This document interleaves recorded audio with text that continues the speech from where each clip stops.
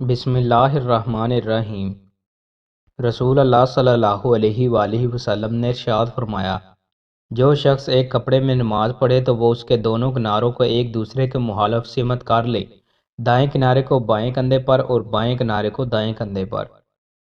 رسول اللہ صلی اللہ علیہ وآلہ وسلم نے ارشاد فرمایا، جب کوئی آدمی کسی اجنبی عورت کے ساتھ علیحدگی میں ہوتا ہے تو ان دونوں کا تیسرا شیطان ہوتا ہے۔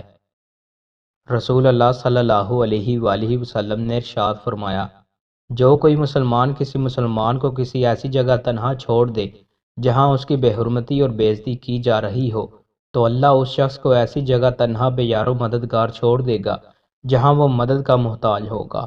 اور اگر کوئی مسلمان کسی مسلمان کی کسی ایسی جگہ مدد کرتا ہے جہاں اس کی بے عزتی اور بے حرمتی کی جاتی ہو تو اللہ ایسی جگہ اس کی مدد فرمائے گا جہاں وہ پسند کرتا ہو کہ اس کی نصرت ہو۔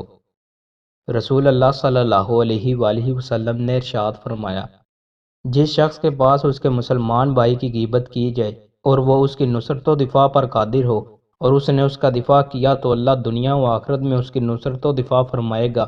اگر وہ اس کی نصرت پر قادر ہونے کے باوجود اس کی نصرت نہیں کرتا تو اللہ دنیا و آخرت میں اسے بے یار و مددگار چھوڑ دے گا۔